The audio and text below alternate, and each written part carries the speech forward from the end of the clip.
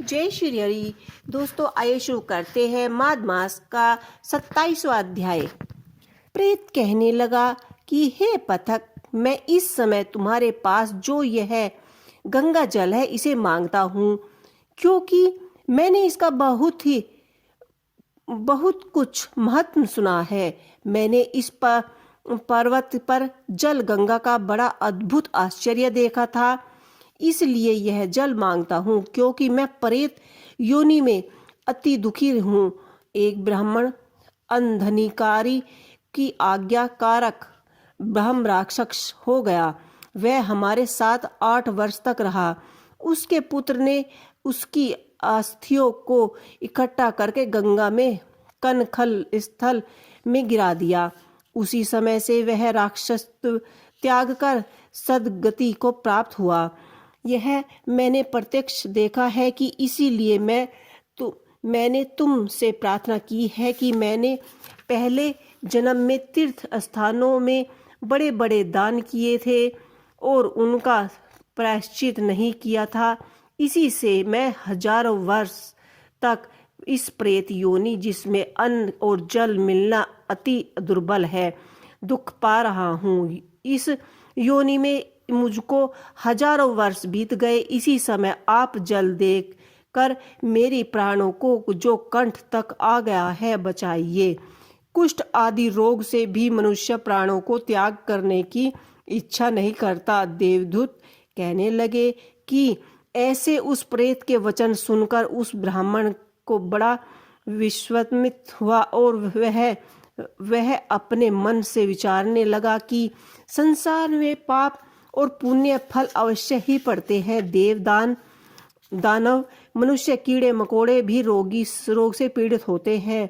बाल तथा वृद्धों को मरण, अंधा तथा कुबड़ापन, ऐश्वर्य, दरिद्रता, पीड़िता तथा मूर्खता सब कर्म से ही होते हैं। इसे कर्म भूमि में जितने न्याय से धन इकट्ठा किया वह धन्य है। यह सुनकर प्रेत गदगद वाणी से बोला, पथक, मैं जानता हूँ कि आप सर्वज्ञ है। आप मुझको जीवन का आधार जल इस प्रकार तो जैसे मेघ चेतक को देते हैं। तब पथक कहने लगे कि हे प्रेत, मेरी माता पिता प्रबुद्ध क्षेत्र में बैठे हैं। मैं उन्हीं के लिए जल लाया हूँ।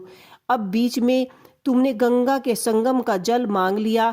अब मैं इसी धर्म संदेह में पड़ गया हूँ कि क्या कारण वस्तु में ज्ञानियों को इतना ही नहीं मानता जितना प्राण रक्षा को मानता है। इसलिए प्रेत को जल देकर तृप्त करके माता पिता के लिए फिर जल ले आऊंगा। लोमस जी कहने लगे कि इसी प्रकार उस पथक ने गंगा यमुना के संगम का जल उस प्रेत को दिया। उससे प्रेत ने प्रीतिपूर्वक जल को पिया और उसी समय वह प्रेत शरीर को छोड़कर दिव्य देह धारण कर लिया। केरल कहने लगा कि बंधु, मात्र गंगा जल से ही वह प्रेत मुक्त हो गया। हम समझते हैं कि ब्राह्मण जी भी इसी जल के गुण का वर्णन नहीं कर सकते, ना ही तो महादेव जी इस जल को मस्तक पर कैसे धारण करते। इसी संसार में जो मनुष्य काय, वचन और मनसा के पापों से रोग रंग गए, वह गंगा जल के बिना नहीं घुलते। गंगा जल के सेवन से मुक्त सदा सन्मुख खड़े रहते हैं। जिसके जल को स्पर्श करते ही प्रेत परतत्व को छोड़कर मुक्ति को प्राप्त करता है। जो गंगा स्नान करता है वह वैष्णवी पद को प्राप्त करता है। यदि संबंधी लोग गंगा जल से तर्पण करे तो नरक में रहने वाले प्रेत पितृ लोग स्वर्ग में चले जाते हैं और स्वर्ग में रहते हुए ब्रह्म तत्व को प्राप्त करते हैं।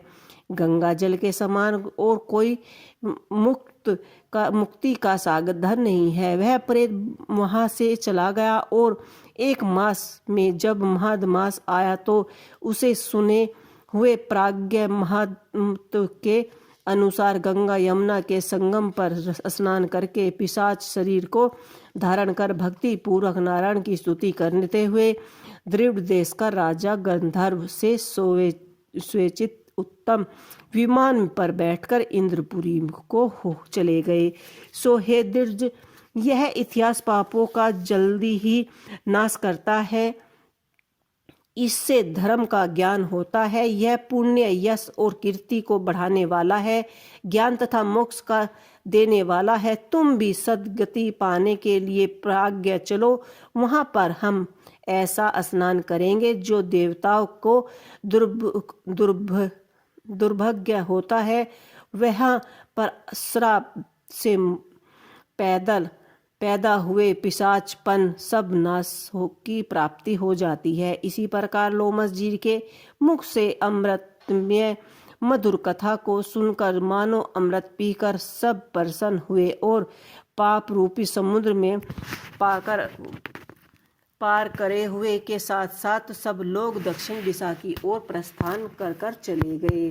तो दोस्तों, आपको माघ मास का ये 27वां अध्याय कैसा लगा, हमें कमेंट बॉक्स में लिख के अवश्य ही बताइएगा। इसी के साथ जय श्री हरि।